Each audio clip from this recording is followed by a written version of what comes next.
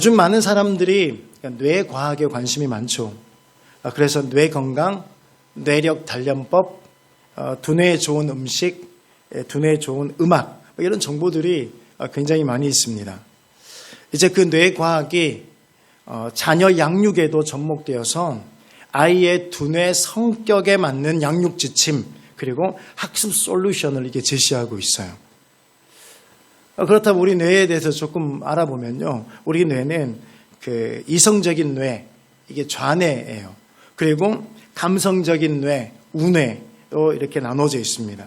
그러니까 이성적인 뇌는 좀 합리적이고 이 체계적인 이 지식을 담당하고요.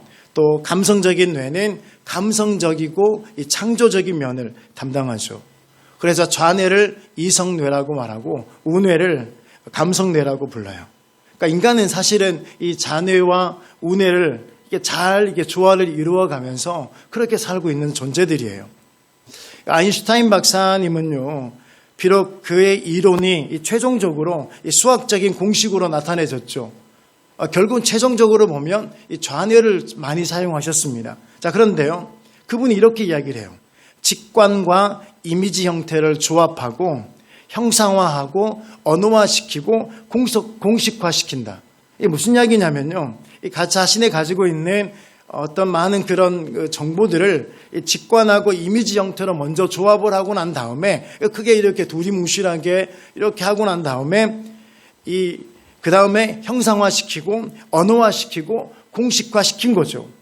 분석해 보면요, 우뇌에서 일어나고 있는 이 창조적인 개념을 정리하고 난 다음에 이 좌뇌로 언어적 논리적으로 이 이론을 정립하신 거예요. 그러니까 이렇게 좌뇌와 우뇌를 우리는 이렇게 다 사용하고 살아가요. 또 모차르트도 마찬가지입니다. 이 곡을 작곡할 때 악보를 한 줄 한 줄 써내려 간 것이 아니라 이 곡 전체를 이미지화시키고 난 다음에 그 다음에 곡을 이렇게 단숨에 이렇게 한 줄 한 줄씩 써내려 갔다고 해요. 그러니까 우뇌에 있는 곡 전체의 이미지를 좌뇌에서 곡의 형식으로 맞추어서 출력시킨 것이죠. 그러니까 우리는 다 그렇게 살아갑니다. 다 그렇게 이 좌뇌와 우뇌를 가지고 살아가요. 그러니까 대부분이 우뇌가 먼저 작용하고 그 다음에 좌뇌에서 이렇게 조금 이렇게 이론화시키는 거죠. 공식화시키는 겁니다. 대부분이 그렇습니다. 근데 우리가 살아가는 삶뿐만 아니라 신앙생활에서도 이 두 가지의 뇌 기능이 있어요. 하나는 믿음 지수, 또 하나는 감사 지수입니다. 그러니까 믿음 지수가 이 지성적인 뇌의 작용, 그러니까 다시 말하면 믿음 지수는 이 좌뇌가 담당한다면요, 우뇌는 이 감사 지수를 담당하는 거예요. 감성적인 뇌의 작용. 그러니까 그래서 신앙이 아무리 좋은 것 같아도요, 사실은 이 감사 지수가 낮으면 믿음이 좀 바른 믿음이라고 볼 수가 없는 거죠. 하나님은 예배하는 자가요, 믿음으로 예배하는 거 너무 중요해요. 믿음으로 예배하는 거 너무 중요한데 또 중요하게 보시는 것이 뭐냐면 감사로 예배를 드리는 거예요. 그러니까 처음에 멘트를 이렇게 진집사님이 이야기를 했습니다. 정성을 다해서. 이게 바로 감사지수예요. 이게 바로 우뇌가 담당하고 있는 감사지수인 거죠. 우리가 믿음으로 예배를 드리되 어떻게 드려야 되냐면요, 정성을 다해서 예배를 드려야 되는 거예요. 어느 한 부분도 이렇게 빠지면 예배를 하나님이 기뻐하지 않을 수 있는 가능성이 훨씬 높아지는 거죠. 그래서 시편 50편 23절에 감사로 제사를 드리는 자가 나를 영화롭게 하나니 그 행위를 옳게 하는 자에게 내가 하나님의 구원을 보이리라, 이렇게 말씀하고 계세요. 감사로 제사를 드리는 자가 나를 영화롭게 한다. 할렐루야. 그래서 오늘 하나님이 받으시는 그런 감사로 제사 드리는 그런 예배가 되기를 주님의 이름으로 축복합니다. 우리의 감사 지수가 어떻게 어느 정도 높아야 될까, 그 문제 아닌가요? 근데 에베소서 5장 20절 이하에 보면 그죠, 성도는 이 감사의 영성이 어느 정도 되어야 되는지 이 성경은 분명하게 우리에게 제시하고 있습니다. 다시 한번 20절 읽어볼까요? 다 같이 읽겠습니다. 시작. 범사에 우리 주 예수 그리스도의 이름으로 항상 아버지 하나님께 감사하라. 아멘. 자, 뭐라고 이야기합니까?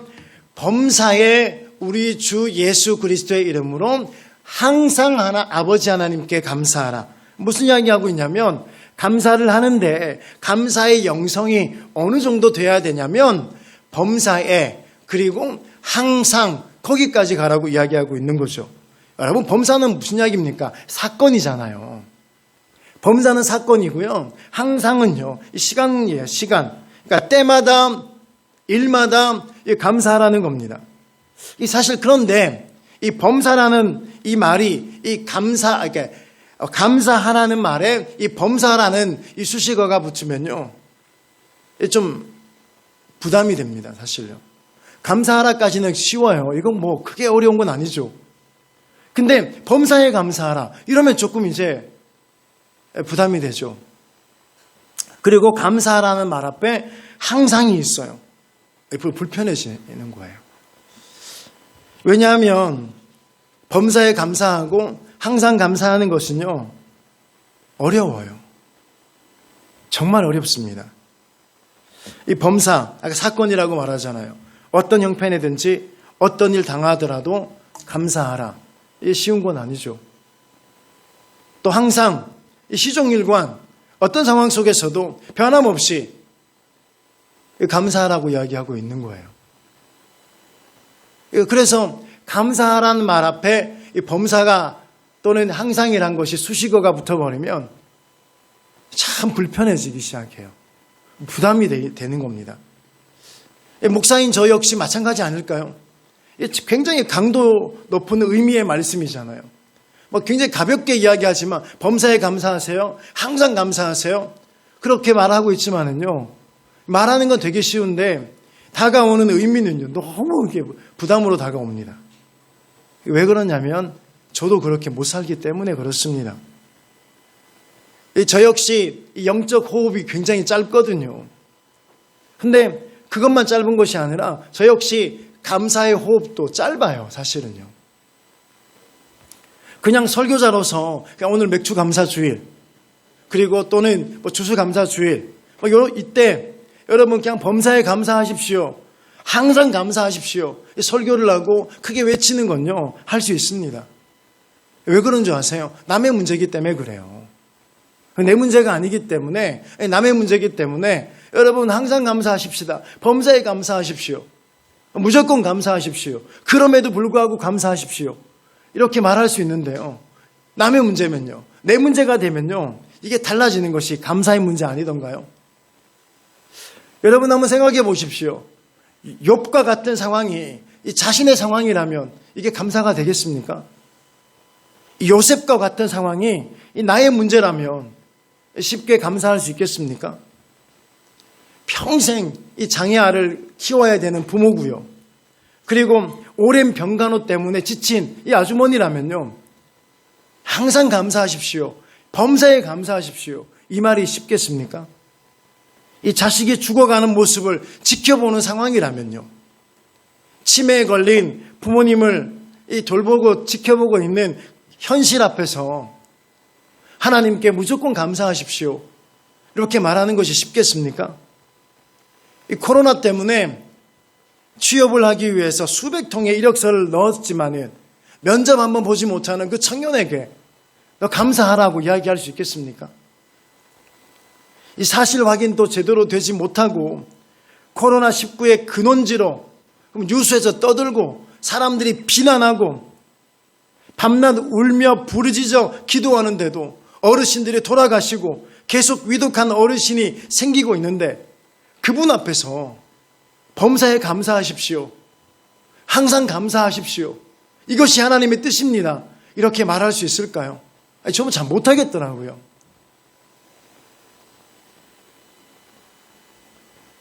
내가 그런 상황과 입장이라면요, 나는 감사할 수 있을까요? 말은 되게 편한데요, 실제로 그런 상황을 겪고 있는 또 내가 그 문제가 내 문제라면요, 되게 어려운 문제더라고요. 자, 그런데도 성경은요, 항상 감사하라고 이야기하고 있어요. 그럼에도 불구하고 범사에 감사하라고 이야기하고 있죠. 인간적으로 보면 비현실적인 거 아닌가요? 하나님께서는 우리에게 현실적인 현실적으로 이렇게 말씀을 하시는 것이 아니라 좀 비현실적인 이야기를 하고 계신 거 아닌가요? 아까 조금 전에 들은 예화 안에 만약에 내가 그 예화 속에 있다고 한번 생각해 보십시오. 실제로 제가 요즘에 계속해서 그 연락을 받고 전화를 받고 문자를 받잖아요. 이웃에 있는 그 아시잖아요. 혹시 이게 나가기 때문에 여러분 끊임없이 문자가 와요. 목사님 기도해 주세요. 목사님 기도해 주세요. 어르신이 위독해요 지금. 매일 문자가 옵니다. 매일. 목사님 너무 견디기 힘들어요. 죽을 것 같아요. 하루에도 수십 번씩 죽고 싶은 마음이 생기는데요. 제가 그 권사님께 권사님 감사하셔야죠. 범사에 감사하셔야죠. 항상 감사하셔야죠. 이렇게 고면할 수 있겠습니까? 자, 그럼에도 불구하고 참 이런 비현실적인 상황에서는요. 하나님은 뭐라고 말씀하고 계시냐면 범사에 감사하라고 이야기하고 계시고요. 항상 그래도 감사하라고 이야기하고 계신 거예요. 이게 무슨 이야기냐면 정말 범사에 감사하기 어렵고 현실적으로 이 감당할 수 없는 문제 앞에 있다 할지라도 결단코 오늘 본문의 말씀을 가볍게 적당하게 넘기지 말아야 된다는 사실인 거예요. 왜 그렇습니까? 이 말씀이 하나님의 말씀이기 때문에 그래요. 이 이동성이라는 목회자의 말도 아니고요. 하나님의 말씀이기 때문에 그렇습니다. 자, 그래서 어쨌든 우리는 이 감사 지수를 이렇게 높여야 되고 이 감사의 호흡이 좀 길어야 돼요. 어떻게 하면 이 감사의 호흡을 좀 길게 할 수 있을까요? 첫째는요, 습관의 근육을 키우셔야 돼요. 이 감사는 습관을 만드셔야 돼요. 습관. 제가 어제 카톡으로 보내드렸죠. 최악의 나쁜 습관 10가지 이렇게 보내드렸어요. 보내드린 이유가 나쁜 습관 10가지가 정리가 탁 돼 있더라고요. 평범한 177명을 백만장자로 만드는 21일 습관 프로젝트 습관이 답이다. 그 책의 내용입니다. 그러니까 저자 톰 콜리가요 5년 동안 부자와 이 가난한 사람들을 관찰해서 이렇게 기록한 책이에요. 그러니까 부자 233명, 가난한 사람 128명을 이렇게 관찰하고 난 다음에 그들의 습관을, 부자 되는 습관, 가난한 사람들의 습관에 대해서 이야기하면서 습관을 좀 바꾸라는 이야기를 하고 있는 거예요. 그래서 최악으로 나쁜 습관 10가지 보내드렸어요. 보면서 어떤 기분이 드셨어요? 몇 개 다들 있죠? 저도 몇 개 있어요. 여러분 없었습니까? 결국은 무슨 이야기입니까? 이 잘못된 습관 때문에 그 사람이 망하더라는 거죠. 그래서 좋은 습관을 만들면 성공할 가능성이 훨씬 높아지죠. 실제로 보세요. 실제로 177명 이 평범한 사람들을 이 백만장자로 만들었다잖아요. 뭘로 바꿨냐면요. 습관으로. 자, 그래서 저와 여러분들이 좋은 습관을 가져야 될 줄 믿습니다. 그러니까 그거 보면서 참 생각이 많이 들었습니다. 참 고쳐야 될 게 많구나. 그가 사실 안 봐도 알아요, 사실은요. 저에게도 얼마나 고쳐야 될 것들이 많은지 몰라요. 그러니까 좀 가장 좀 심각한 습관이 뭐냐면, 좀 심각하게 고민 좀 해야 되는 습관이 뭐냐면, 좀 미뤘다가 탁 치면 하는 습관이 있어요. 이 대표적인 게요, 이 설교 준비예요. 월요일부터 금요일까지 이게 설교가 손에 잘 안 잡혀요. 그러니까 생각을 안 한다는 게 아니에요. 준비를 안 한다는 것은 아닙니다. 근데 월요일부터 금요일까지는 이 설교가 이렇게 잘 안 잡혀요. 그러다가 토요일 오후만 되면요. 그러니까 어디서 나오는지 몰라도 이 순발력이 막 생기기 시작합니다. 이게 뭔지 아십니까? 데드라인 이펙트예요. 예전에 제가 한번 보내드렸잖아요. 이게 마감 효과. 이 데드라인 이펙트가 생기는 거죠. 그러니까 내일 설교를 해야 되니까, 내일 예배를 드려야 되니까요. 월요일부터 금요일까지는 이렇게 집중력이 막 이렇게 낮게 있다가 토요일 오후만 되면요. 이 고도의 집중력이 생기기 시작하는 겁니다. 막 순발력이 생기기 시작하고요. 그때는 찾으면 정보들이 얼마나 잘 찾아지는지 몰라요. 머리에서 팍팍팍 떠올라요, 막. 이게 잘못된 습관 중에 한 가지잖아, 사실은요. 어떤 분은 어느 목사님 설교를 들어보니까 설교 준비를 석 달 전에 하는 분이 계시대. 부러웠어요. 또 어떤 목사님은 설교를 막 몇 년 전부터 이렇게 해놓는데요. 도대체 이분은 어떻게 그 몇 년 전에 설교를 준비해 놓을까? 사실은 굉장히 부러운 것 중에 한 가지였습니다. 여러분에게도 다 이런 게 있잖아요. 뭐 저만 있는 게 아니라 아마 여러분들에게도 아마 남에게 말할 수 없는 그런 습관들이, 잘못된 습관들이 아마 있을 것입니다. 자, 근데 이것보다 더 심각한 문제가 있어요. 사실요. 그것보다도. 좀만 어렵고 좀만 어려워도 감사보다 불평이 먼저 나오는 그런 습관이 있잖아요. 이게 감사의 호흡이 짧아서 그래요. 감사의 호흡이 길면 계속 감사할 수 있거든요. 여러분, 제가 매번 자주 드렸던 예화 기억나시죠? 우리 아이들에게 과자 뭐 이렇게 한 봉지 주고 난 다음에 이렇게 일어나는 반응. 아이들한테 과자 한 봉지 주면 어떻게 이야기하냐면, 목사님 감사합니다. 이렇게 받아요. 감사합니다 하고 받아요. 왜 이것밖에 안 줘? 이렇게 하지 않거든요. 감사하다고 해요, 애들이. 주일학교 애들이 아니야. 여기 있는 애들 아니고, 혹시나 여기는 오해하면 안 돼. 밑에 있는 애들. 그런 애들이 있지. 그리고 난 다음에 제가 꼭 이렇게 말하잖아요. 한 개만 줄래? 과자 한 개만 줄래? 그럼 애들이 어떻게 반응합니까? 싫어요. 제 거잖아요. 제 거 왜 달라고 그러세요? 이게 왜 그런 줄 아세요? 감사의 호흡이 짧아서 그런 거예요. 그 순간엔 과자 받을 때는 너무 감사하고 좋은데 이 감사의 호흡이 짧다 보니까 이 길게 못하다 보니까요. 금방 감사를 못하고 내 거 왜 달라 그러냐고. 그럼 내가 뭐 갈취를 하는 것도 아니고요. 뭐 지나가다 삥 뜯는 것도 아닌데 애들이 표정이 딱 그래요. 다리 좀 떨고 뭐 이렇게 침 좀 뱉으신 분이 껌 좀 씹고 이런 분이 이렇게 뺏는 듯한 표정으로 왜 그걸 내 거를 달라고 하냐고. 애들이 그래요. 감사의 호흡이 짧아서 그래요. 그러니까 우리도 동일해요. 사실은요. 우리는 의식적으로 그래도 좀 이렇게 어른이다 보니까 조금 길긴 한데 우리도 얼마나 감사의 호흡이 짧은지 몰라. 그러니까 잠깐 좋을 때는 너무 좋다가 조금만 힘들어지면, 조금만 어려워지면 또 불평하잖아요. 이 호흡의 문제예요. 왜 그러냐면 습관이 그렇게 들여져서 그래요. 습관이. 그러니까 감사하는 습관을 기르셔야 돼요. 그러니까 아이들에게도 감사하는 습관을 기르셔야 돼요. 그래서 계속 가르치셔야 돼요. 뭐 하나 주면 감사합니다. 뭐 감사 아닌 게 어디 있어요. 엄마가 주면 감사하지 않나요? 아빠가 주면 감사 안 해도 되나요? 가끔마다 그런 경우 있잖아요. 그런 게 있다니까요. 제가 가끔마다 돈이 생기면 그 에스더한테 조금 이렇게 이게 들으면 안 되는데 이게 돈을 좀 보내줘요. 진짜 그러거든요.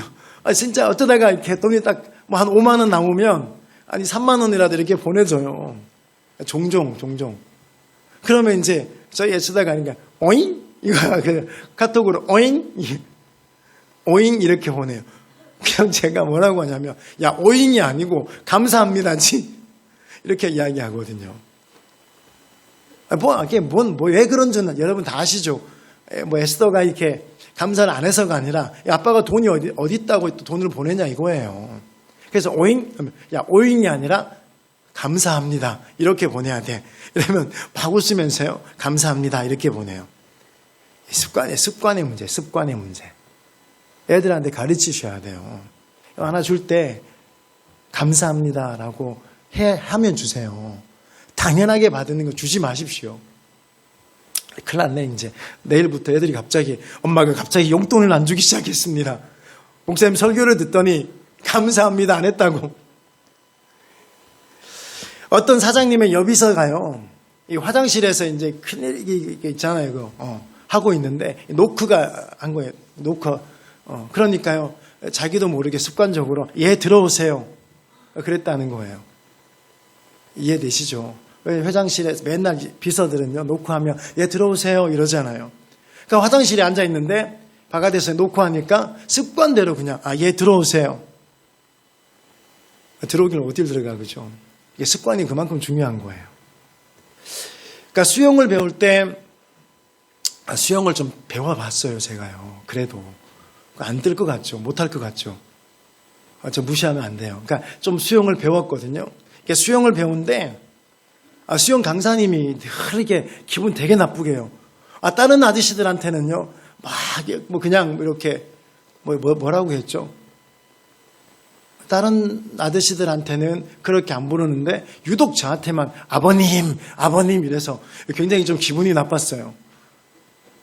복선을 깔아놓는 이유가 있습니다. 그러니까 저한테만 유독 자꾸 아버님 그러는 거예요. 기분 얼마나 나쁜지 몰라요. 자, 근데 그 강사가 수영할 때 가장 중요한 것이 있습니다. 가장 중요한 것이 뭐냐면 몸에 힘을 빼는 거 하고요. 그 다음에 호흡입니다. 이렇게 말을 해줘요. 배워보신 분들 아시죠? 수영 배울 때는요, 호흡이 그리고 몸에 힘 빼는 게 굉장히 중요해요. 그러니까 호흡이 길어야, 호흡을 잘해야 이 수영도 잘할 수 있거든요. 그리고 호흡이 길어야 이 멀리 갈 수가 있어요. 근데 자꾸 아버님이라 그래가지고 기분 나빠가지고 호흡을 할 수가 없었습니다. 그러니까 근데 이게 잘 안 되더라고요. 저는 호흡이 다 그 강사 때문이야. 제 문제는 강사 때문에 아버님이라고 그랬기 때문에 결국은 전 수영을 못 배웠습니다. 그래서 솔직히 말하면 이런 거죠. 평상시에 이 호흡법을 연습을 안 한 거예요. 이 습관이 들어지지 않은 거죠. 그러니까 되게 간단해요. 그래서 결국은요, 이 수영을 못 배운 이유가 호흡을 제가 평상시에 연습을 안 한 거예요. 습관이 안 되니까 호흡이 딸리니까요. 이게 이런 발로 톡 차서 초만큼 닦아고 다시 호흡이 안 되니까 또 서버리고 그래봐야 겨우 한 20m 가고 20m도 못 갔어요. 한 10m 가고 또 주저앉아 버리고 또 서버리고. 이게 무슨 이야기입니까? 평상시에 호흡을 습관을 들여서 훈련을 하지 않는 거예요. 음파. 다 배우신 분들 아시죠? 그거 안 한 거예요, 제대로. 여러분 마찬가지입니다. 평상시에 감사의 호흡이 습관화되지 않으면 불평과 원망이 먼저 나오는 거예요. 평상시에 이 감사의 호흡이 이 습관이 되면 그 상황에서도요, 감사가 먼저 툭 튀어나오는 거예요. 그 정도 돼야 되지 않겠습니까? 그리스도인들은요, 그 정도 돼야 돼요. 툭 치면요, 뭐가 나와야 돼요? 아이씨, 왜 건드려? 이게 아니라 툭 치면 감사합니다. 그죠? 툭 건드려도요, 주여. 이게 돼야 되지 않을까요? 남자분들, 운전하시는 분들 3분밖에 안 계신, 운전하시는 분들 다 동일하죠. 이게 운전하다 보면 좀 이제 감사가 안 튀어나올 때가 있죠, 상황이. 없나요? 저는 많이 겪는데. 감사가 안 튀어나올 때가 있어요. 갑자기 감사 못하게 하는, 툭 들어오고 이런 거 있잖아요. 툭 들어오면 뭐라고 해요? 이러면 안 되고요. 툭 튀어나오더라도, 감사합니다. 이렇게 습관이 될 수 있기를 원합니다. 아멘. 그러니까 운전하신 분들 뿐만 아니라 다 마찬가지인 거 아닌가요? 그리스도인들은요, 툭 건들면 감사가 튀어나와야 돼요. 툭 건들면요, 예수가 튀어나와야 될 줄 믿습니다. 자, 그래서 오늘 보십시오. 이게 범사에 우리 주 예수 그리스도의 이름으로 항상 하나님 아버지께 감사하라. 감사하라. 그러니까 이게 습관이 되면 이 감사의 영성이 깊어지고 감사의 호흡이 길어지는 거예요. 자, 오늘부터 우리 한번 그렇게 하셔야 돼요. 힘들어도 감사부터 합시다. 아멘. 눈물이 나도요, 감사부터 해보는 거예요. 아멘. 두 번째는요, 이 만족하는 마음의 근육도 키워야 돼요. 습관의 근육도 키워야 되지만, 이 만족하는 이 마음의 근육. 사람은요, 끝이 없어요, 욕심이. 그래서 성경은 욕심이 잉태한 즉 죄를 낳는다고 말하죠. 자, 그런데 성경은요, 범사와 항상의 단계까지 감사지수, 이 감사의 호흡이 이렇게 길어지기 위해서는 뭘 안 하고 하냐면 욕심을 버리래요. 욕심을 버리고 자족한 마음을 가지라는 겁니다. 사도 바울이 그렇게 말해요. 빌립보서 4장 11절과 13절에 내가 궁핍함으로 말하는 것이 아니니라. 이 양반의 마음이 막 헤아려져요. 내가 궁핍하기 때문에 말하는 것이 아니라. 저도 동일해요, 여러분. 제가 궁핍해서 말하는 게 아니에요. 자, 이렇게 말한 뒤에 어떠한 형편이든지 나는 자족하기를 배웠노니 나는 비천에 처할 줄도 알고 풍부에 처할 줄도 알아. 모든 일 곧 배부름과 배고픔과 풍부와 궁핍에도 처할 줄 아는 일체의 비결을 배웠노라. 내게 능력 주시는 자 안에서 내가 모든 것을 할 수 있느니라. 아멘. 여러분, 그 사도 바울이 말하는 일체의 비결이 뭡니까? 결국은 한마디로 그거예요. 예수 때문에 만족하는 힘. 그죠? 이 사도 바울의 일체의 비결이 뭐냐면 예수 때문에 만족하는 힘이에요. 이게 예수 때문에 만족하는 이 마음의 근육인 거죠. 제가요 궁핍해서 말하는 게 아니에요. 저 역시 궁핍해서 말하는 게 아니에요. 바울이 만족하는 마음의 근육이 있는 것처럼요, 저한테도 그게 조금씩 근육이 생기고 근육이 있는 거예요. 이 개척을 하고 난 다음에 1년 좀 지나고 난 다음에 얼마나 힘들었는지 몰라요. 여러분들이 상상하는 그 이상이었습니다. 모든 상황이 막 지옥 같은 상황이었어요. 이 현실과 상황 앞에서 이 얼마나 무기력해지는 이 연약한 목사의 모습을 처절하게 제 모습을 제가 봤거든요. 얼마나 연약한지. 주 은혜 아니면 살 수 없는 이 마지막 찬양처럼요. 이 나를 보는 내 모습이 어떤지 아세요? 내 모습을 바라봐야 되는 나를 한번 상상해 보십시오. 그 믿음이라고는 요만큼도 보이지 않고 처절하게 무너지는 그 연약한 모습을 바라보는데요, 비참한 거예요. 그러던 중에 이 강남 금식기도원에 가서 금식기도하고 내려왔는데 달라져 버렸습니다. 그때 처음으로요, 지옥 같은 그런 현실과 상황 속이라 할지라도 내 주 예수 모신 곳이 그 어디나 하늘나라인지 그때 처음 알았잖아요. 내 주 예수 모신 곳이 그 어디나 하늘나라. 이게 바로 이제 사도 바울이 말하고 있는 일체의 비결인 거죠. 예수 때문에 만족하는 힘. 내 주 예수 모신 곳이 그 어디나 하늘나라. 이 비로소 찬송가 438장이 제 찬송이 된 거예요. 오늘도 우리 찬양을 이렇게 네 곡을 불렀잖아요. 여러분, 그 네 곡을 부르면서 여러분의 찬송이 한 곡이라도 있었습니까? 저는 첫 번째 찬양부터 전 너무 이게 제 화이트송이죠. 화이트송. 그래서 주 안에 있는 나에게 딴 근심 있으랴. 전 첫 찬양부터 너무 막 좋은 거예요. 오늘 네 곡을 부르면서 여러분의 찬송이 있었습니까? 저는 그때 찬송가 438장이 제 찬송이 된 거예요. 비로소. 이 가사 한번 불러드리면요. 내 영혼이 은총 입어 중한 재짐 벗고 보니 슬픔 많은 이 세상도 천국으로 화하도다. 와, 슬픔 많은 이 세상이 천국이에요. 2절에 주의 얼굴 뵙기 전에 멀리 뵈던 하늘나라 내 맘속에 이루어지니 날로 가깝도다. 그날의 감격이 막 지금 또 울컥할 것 같은데요. 3절이 높은 산이 거친들이 초막이나 궁궐이나 내 주 예수 모신 곳이 그 어디나 하늘나라. 후렴이래요. 할렐루야 찬송하세. 내 모든 죄 사함받고 주 예수와 동행하니 그 어디나 하늘나라. 이 사도 바울이 말하는 이 자신의 그 일체의 비결, 예수 때문에 만족하는 그 근육이 생기고 난 다음에 이 모든 상황에서 만족하는 거죠. 그 만족하는 그 근육이요. 그때 비로소 조금 생긴 거예요, 저한테. 그래서 그 어디나 예수님 모신 곳이 하늘나라인 거예요. 그래서 제가 여러분의 가정에 이렇게 이사 가고 나서 여러분 자세히 한번 기억하시는 분들은 기억하실 거예요. 이사 예배를 드리러 가면 빼먹지 않고 하는 게 이거예요. 하나님, 여러분의 가정에 이 가정이 하나님을 모시는 가정 되십시오. 왜냐면요, 아무리 좋은 환경이라도요, 하나님을 모시지 않는 가정이라면 그 지옥이에요. 근데 아무리 이렇게 대부분 이사 가면 그래도 조금 더 나아지는 환경이 가지만 좀 나아졌다 할지라도 하나님 없으면 아무것도 안 해요. 근데 그곳에 하나님이 계시면 그곳이 하늘나라죠. 사랑하는 여러분, 이 호렙산 뜻이 무슨 뜻인 줄 아시나요? 호렙산. 들어봤어. 좋은 산이지. 그치? 좋은 산이죠. 호렙산.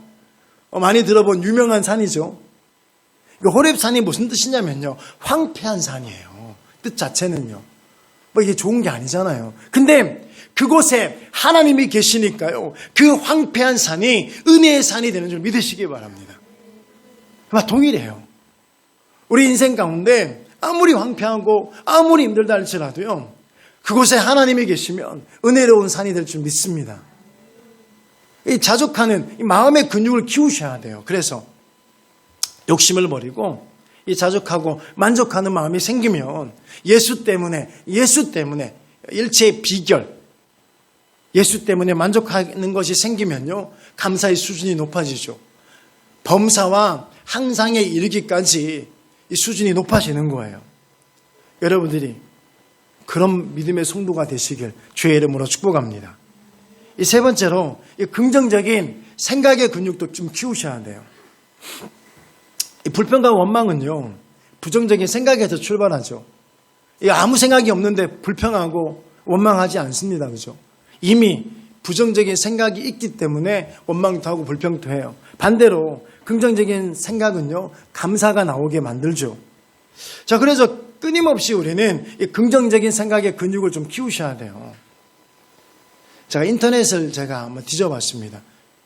뒤지다가 너무 읽으면서 이게 눈물을 흘렸던 이 긍정적인 생각의 힘에 대한 내용을 하나 찾았습니다. 근데 들어봤던 것 같긴 한데요. 잊어버린 거예요, 제가요. 제가 읽어드릴게요.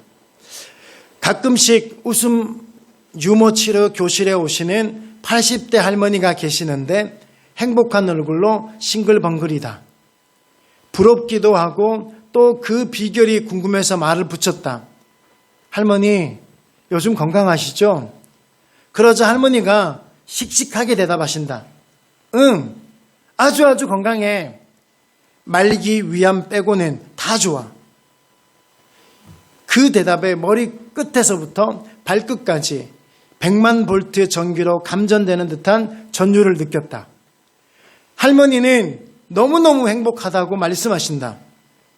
아무것도 없이 태어나 집도 있고 남편도 있고 자식들도 5명이나 있다는 것이다. 이제 암이 몸에 들어와서 예정된 시간에 태어난 곳으로 돌아갈 수 있다니 얼마나 즐겁고 행복하느냐는 것이다. 행복은 끝없이 몰아치는 상황을 긍정적으로 해석하는 능력에 달려있음을 뼈저리게 느끼게 된다. 행복은 긍정적으로 해석하는 능력에 달려있다라는 글을 쓴 거예요. 제가 이 글을 보는데요, 막 울컥했습니다. 왜 그런지 모르겠는데요. 갱년기가 오나요? 뻑하면 이제 울어요. 너무 감동이 되는 거예요. 80세 할머니 위암 말기. 그런데 싱글벙글하고 너무 감사하고 너무 행복하다고 말하는 것. 여러분 그거 아십니까? 암에 걸렸을 때요, 고질병이라고 생각하는 사람은요, 암 치유율이 38%밖에 안 된대요. 근데 그 점 하나 딱 찍어서 고질 아니고 고칠병이라고 믿는 사람에게는 이 치유율이 70%까지 올라간다는 통계예요. 그러니까 다시 이거죠. 암을 그쵸? 여기 이분은 암인데 우리는 암인데요. 여러분 상황을 한번 이렇게 접목시켜 보십시오. 암일 수도 있고 또 다른 물질일 수도 있고요. 또는 이렇게 자식일 수도 있고요. 직장 여러 가지 이게 접목시킬 수 있겠죠. 적용시켜 보십시오. 자, 물질을, 자녀를, 직장을, 이런 환경을 이 죽음으로 연결하느냐, 아니면 삶으로 해석하느냐는 전적으로 우리의 긍정적인 생각에 달려 있다는 거예요. 이해되십니까? 그게요, 죽음으로 연결시키는지, 그걸 삶으로 해석하는지는요, 우리의 전적으로 우리의 긍정적인 생각에 달려 있는 거예요. 영화 슈퍼맨이었던 사나이, 이 영화를 예전에 봤거든요. 너무 웃긴 황당한 영화예요. 재미없어요. 보지 마세요, 여러분. 보라는 이야기 아니에요. 슈퍼맨이었던 사나이, 그 사나이 슈퍼맨의 역할 나오는 황정민 씨가 이렇게 말했어요. 과거는 바꿀 수 없지, 하지만 미래는 아니야, 바꿀 수 있어. 여러분, 긍정적인 생각의 힘 아닌가요? 과거는 바꿀 수 없지만 미래는 아니야, 미래는 바꿀 수 있어. 지난번에 말한 것처럼요, 유대인들 자녀 교육시킬 때 계속해서 긍정적인 사고와 비전을 가리키기 위해서 다윗과 골리앗의 싸움을 이야기한다고요. 여러분, 사실 그거 자식한테 이렇게 막 가리킬 그런 싸움 아니잖아요. 생각해 보세요. 여러분, 넌 다윗 같은 아주 어리고 형편없어. 네 앞에 큰 골리앗이 앞에 가로막고 있으면 너는 주저없이 나가서 물맷돌을 들고 돌격 앞으로 해. 뭐 이렇게 지금 할 수 있는 상황은 아니에요, 사실은요. 골리앗 앞에서 두렵지 않는 사람이 어디 있습니까? 사울 왕도 두려웠고요. 이스라엘의 모든 장수들도 두려웠습니다. 그게 현실입니다. 근데 왜 그 이야기를 하냐고요, 자꾸요. 유대인들은요, 자식들에게. 바로 뭐냐면 긍정적인 사고 그리고 비전을 강조하기 위해서 그런 거예요. 네가 그렇게 만날 거야, 아닌가요? 골리앗과 같은 어려움을 만날 거야. 골리앗과 같은 문제를 만날 거야. 네가 두려워하고 네가 정말 막 무서워하는 그 어려움을 겪을 거야. 근데 두려워하지 마. 그때 네 생각을 바꿔야 돼. 그때 네 믿음을 하나님께 고정해야 돼. 그거 말하고 있는 거잖아요. 무슨 이야기입니까? 그 상황을 부딪혔을 때 의식을요. 이 사도 바울이 아까 제일 그 마지막에 있는 것처럼요, 이렇게 내게 능력 주시는 자 안에서 내가 모든 것을 알 수 있다. 이 생각으로 나가라고 하는 거죠. 사랑하는 여러분, 이 긍정적인 생각으로 이 감사의 호흡이 좀 길어지고요. 감사의 수준이 범사와 항상에 이르기를 주의 이름으로 축복합니다. 네 번째로 이 받은 은혜를 크게 헤아려야 돼요. 받은 은혜를요, 헤아리는 게 아니라 받은 은혜를 크게 헤아리셔야 돼요. 신명기 16장 10절에 보니까 내 하나님 여호와 앞에 77절을 지키되, 우리 맥주 감사주일이죠. 내 하나님 여호와께서 내게 복을 주신 대로 내 힘을 헤아려 자원하는 예물을 드리고.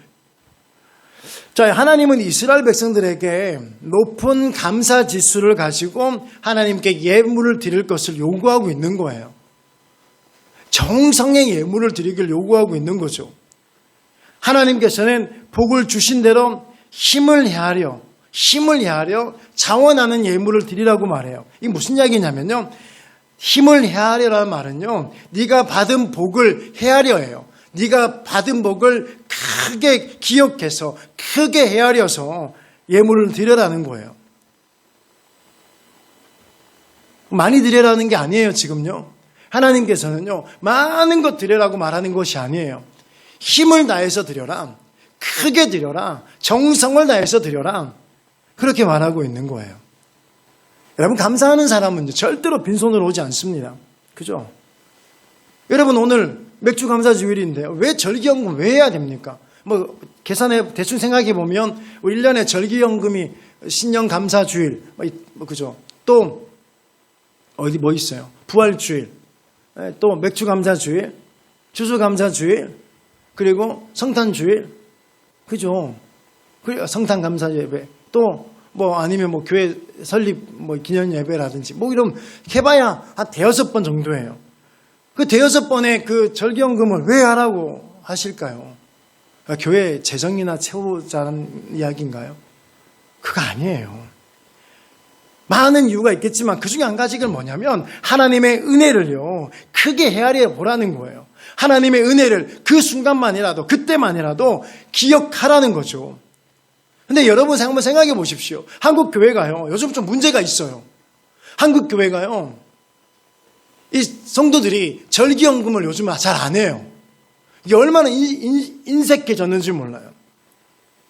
전 참 감사한 게 뭐냐면, 어릴 때 저희 선배 목사님들은요, 정말 잘 가르치셨습니다. 이 헌금에 대해서요.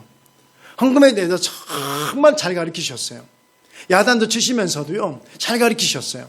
근데 요즘은 이 설교 중에 헌금 이야기하면 서로 피차 불편해지기 시작해요. 피차 어려워지기 시작해요. 설교 끝나고 나면 왠지 모르게 죄송스럽기도 해요. 근데 여러분, 한국교회 목회자들이 문제인 건 맞아요. 안 가르치니까요. 안 가르쳐서 못하는 거예요. 안 가르치니까요, 잊어버리고 살아가는 겁니다. 왜 그게 자꾸 이렇게 잊어버리고 기억하지 못하고 하니까요, 은혜를 잊어버리는 거예요. 은혜를 헤아려 봐야 되는데 은혜를 잊어버리는 거예요. 절경금을 왜 하냐면요, 은혜를 기억하자는 거예요. 현재 누리고 있는 것들, 이 당연한 것들이 아니라는 사실을 알라는 거예요. 여러분, 당연한 것은요, 하나도 없습니다. 여러분, 당연한 건요, 하나도 없어요. 제가 왜 매주 감사 헌금을 하는 줄 아십니까? 왜 매주 제가 감사 헌금 하냐면요, 당연한 것이 하나도 없기 때문에 그렇습니다. 내가 한 주를 살아오고 오늘 예배를 드리는 것이 당연한 것이 아니라 너무 감사한 것이기 때문에 매주 감사 헌금을 하는 거예요. 너무 감사하니까요. 그리고 저희 자녀들에게 저는요, 많은 믿음의 유산 중에서 이 헌금 생활을 믿음의 유산으로 물려주기 위해서요, 선교헌금, 건축헌금, 차량헌금, 구제헌금, 장학헌금, 이거 더 하는 거예요. 이 유산을 물려주려고요. 우리 아이들에게 이 믿음의 유산을요, 물려주려고요. 여러분, 신앙생활은요, 드리는 거예요. 드리는 거.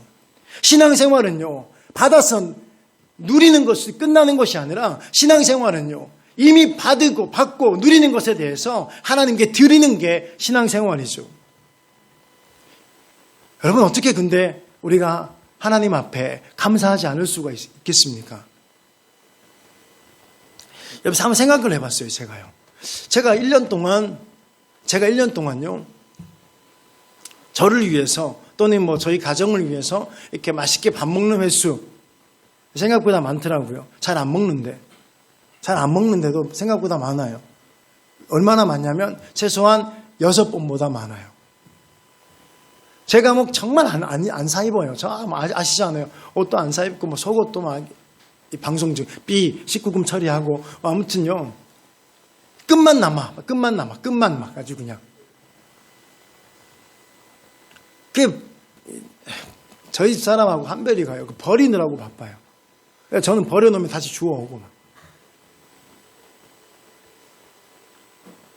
잘 안 사요. 근데 그래도 보니까 1년에 아무리 안 사도요, 6번보다는 더 사더라고요. 근데 우리 하나님 앞에 받은 게 얼마나 많은데, 그죠? 신앙생활은요, 드리는 거예요. 예배를요, 받는 게 아니죠. 우리 예배를 드리는 거잖아요. 찬송도 드리는 거고요.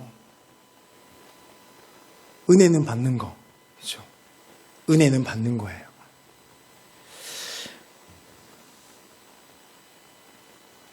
한빈이가 지금 필리핀에 있잖아요. 한 달 용돈이 10만 원입니다.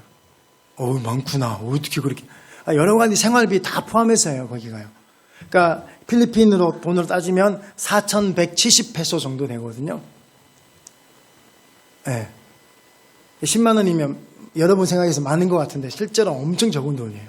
거기서 별거 다 사야 돼. 자기 생활비 다 해야 되거든요. 근데 얘가 이렇게 용돈을 보내면 용돈을 쓴 걸 이렇게 집으로 보내줍니다. 이 아이가 용돈을 어떻게 썼는지, 물질을 어떻게 썼는지 보내줘요. 근데 가끔마다 보면 이게 아까 4,170페소인데요. 가끔마다가 보면 500페소, 1,000페소 이렇게 나간 게 있어요. 500페소가 12,000원이고 1,000페소가 24,000원이거든요.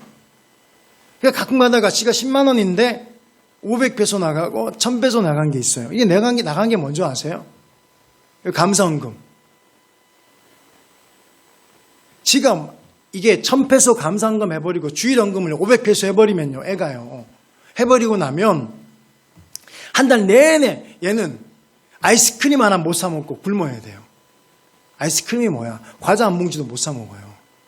그 돈에서 뭐 이것저것 다 내고 보면 결국은 지가 쓸 수 있는 뭐 용돈은요. 실제로 쓰는 용돈은 1,000페소에서 많게는 3,000페소밖에, 아니 1,000페소, 1,500페소밖에 안 돼요.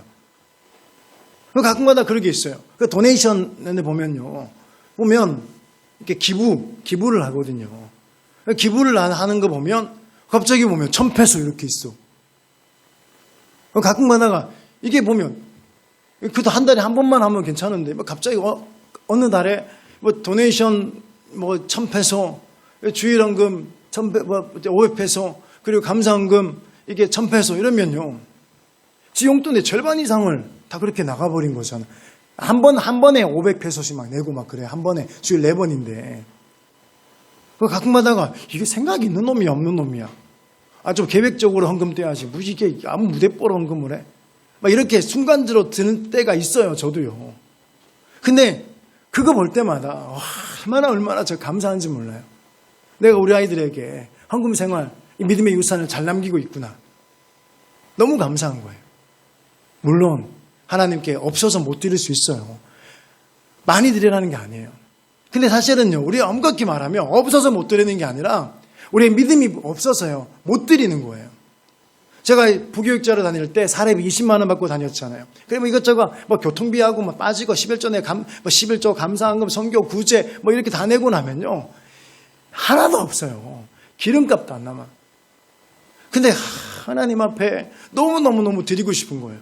너무너무 드리고 싶으니까 그때부터 집에 들어와서 이제 돈 될 거 찾아보는 거, 돈 될 거. 있어야지, 근데 돈 될 게. 가만히 보니까 돈 될 게 있더라고요. 저희 집사람한테 반지가 있는 거야. 저거 드려야 되겠다. 그래서 저희 집사 그 반지를 하나님께 드렸습니다. 근데 얼마나 그게 감사한지 몰라요. 아까운 게 아니에요. 하나님 앞에 그렇게 드릴 수 있는 믿음이 있다는 게요. 또 우리 자녀들에게 말할 수 있는 그 믿음의 유산이 있다는 게 얼마나 감사한지 몰라요. 사랑하는 여러분, 받은 은혜에 감사하지 못하고 현재 있는 내게 없는 것들 때문에 힘들고 속상해하는 사람들이 얼마나 많습니까? 그리스도인들은 그러면 안 돼요. 우리 교회 믿음의 성도 여러분들은 그러지 맙시다. 받은 은혜 감사하고요. 좀 부족하다 하더라도 여전히 감사할 수 있기를 원해요. 그러니까 에덴 동산에서 보십시오. 다 줬잖아요. 다 주고 그 동산 중앙에 있는 이게 선악을 알게 하는 나무의 열매를 먹지 마라. 그거 하나 못 먹겠어요. 그거 하나 다 줬는데. 근데 그거 하나 못 먹겠다고요? 원망하고 불평하잖아요. 그리고 죄 지어버리잖아요. 여러분, 받은 은혜를 크게 헤아리셔야 돼요. 없는 것이 아니라, 부족한 것이 아니라 이미 가지고 있고 누리고 있고 그 주신 하나님의 은혜를 크게 헤아릴 수 있기를 주님의 이름으로 축복합니다. 여러분, 지금이 그런 시간 아닙니까? 요즘 시대가 그런 시간이잖아요. 사실 코로나19가 오기 전에는요, 진짜 몰랐던 것들이 너무나 많더라고요. 저도 똑같아요. 아까 제가 말했잖아요. 감사의 호흡이 너무 짧아요, 저도요. 감사의 영성이 너무 얕아요. 근데 코로나19가 딱 오고 나니까 그동안 아무렇지도 않게 누렸던 모든 것들이 하나님의 은혜임을 알게 됐습니다. 편하게 사람을 만나서 웃으면서 밥 한 끼 먹고 차 한 잔 마시는 것이 이것이 하나님의 은혜였구나. 반갑게 악수하는 것이 은혜였구나. 마음껏 소리치며 뜨겁게 기도하고 이렇게 예배했던 것이 은혜였구나. 이 무더운 여름날 마스크 안 쓰는 것이 얼마나 큰 은혜였구나. 투덜거리면서도요, 아침에 일어나서 출근할 직장이 있는 것이 이것이 은혜고요. 친구들과 학교에 가서 수다 떨었던 모든 시간들이 하나님의 은혜였구나. 모든 것들이 하나님의 은혜인 거예요. 사랑하는 여러분, 받은 은혜를 크게 헤아릴 수 있기를, 그래서 감사의 호흡이 길어지기를 주님의 이름으로 축복합니다. 마지막으로요. 자, 근데 정말 결정적인 이유가 있습니다. 범사와 항상이 가능하게 되는 이유가 있어요. 이게 바로 뭐냐면 두 단어를 이어주는 예수 그리스도의 이름이에요. 예수 그리스도의 이름. 범사와 항상이라는 두 단어를 이어주는 예수 그리스도의 이름 때문이에요. 범사에 우리 주 예수 그리스도의 이름으로 이렇게 말하고요. 또 예수 그리스도의 이름으로 항상 감사하라. 예수 때문에, 예수 때문에. 예수 때문에 범사에 감사할 수 있고요. 예수 때문에 항상 감사할 수 있는 거죠. 여러분 생각해 보십시오. 자, 하나님은 우리에게 뭐라고 이야기하냐면 정말 감사할 수 없는 환경 가운데 어려운 상황 속에서도 하나님은 범사에 감사하고 항상 감사하라고 말한 거죠. 무슨 이야기입니까? 그럼에도 불구하고 감사하라고 이야기하고 있는 거예요. 네가 도저히 감사할 수 없는 상황에서도 감사하라. 이유가 있다는 거예요. 무슨 이유가 있습니까? 이유가 있는 거예요. 무슨 이유가 있냐면요. 그 명령에 순종할 수 있는 은혜를 그 명령에 감사하라는 그 명령에 순종할 수 있는 은혜를 뒤따라 보내시기 때문에 그렇습니다. 그래서 아무리 어려워도 순종해야 돼요. 그것이 뭡니까? 예수 그리스도예요. 우리의 힘이 아니라 우리의 능력이 아니라 우리의 환경과 조건이 아니라 바로 예수 그리스도 때문에 예수 그리스도가 그렇게 범사에 감사하고 항상 감사할 수 있도록 해주시기 때문이죠. 예수 그리스도 때문이에요. 이게 중요해요. 범사와 항상은요, 예수 때문에 가능합니다. 결론 내릴게요. 다시 이야기합니다. 사람은 진정으로 감사할 수 있는 존재가 아니에요. 그래서 진짜 감사는요, 예수님을 아는 사람이 합니다. 예수님을 마음에 모시는 사람이 진짜 감사할 수 있죠. 그래서 결론을 하나 얻을 수 있어요. 그게 뭐냐면요, 우리는 하나님께 감사하는 만큼 하나님을 믿는 거예요. 내 믿음을 점검해 보실 수 있다는 거죠. 감사는요, 예수의 흔적입니다. 감사하는 만큼 그리고 우리는 행복할 수 있죠. 한번 돌아봅시다. 오늘 우리의 감사의 영성, 감사의 호흡이 어느 정도인지. 여러분, 감사할 때 행복해져요. 감사할 때요, 강해집니다. 감사할 때 매력적인 사람이 되죠. 오늘 여러분의 감사의 영성이 범사와 항상의 수준에까지 이르기를 주의 이름으로 축복합니다. 감사의 호흡이 정말 더 많이 길어지길 원해요. 마지막으로 이 송명희 시인이 지은 나라는 시의 끝부분만 읽어드릴게요. 끝부분이 이렇습니다. 공평하신 하나님이 나 남이 가진 것 나 없지만 공평하신 하나님이 나 남이 없는 것 갖게 하셨네. 제가 이 설교 준비하면서요, 송명희 시인의 시를 여러 번 반복해서 읽었고요, 여러 번 제가 노래를 불러봤습니다. 왜냐하면 늘 감사절에 자주 나오는 시고 자주 불렀던 찬송이기 때문에 그래요. 근데 제가 어제 하나 깨달은 게 뭔지 아십니까? 송명희 시인의 진정한 노래는 공평하신 하나님이 없는 것 주셨고 저 사람이 가지지 않는 것 허락하신 것이 아니라 송명희 시인의 진정한 노래는 바로 위대하신 예수 그리스도였구나. 그녀의 진정한 감사와 행복은 바로 예수 그리스도구나 라고 깨달았습니다. 오늘 저와 여러분이 이 사실을 깨닫는 여러분 되시길 주님의 이름으로 축복합니다.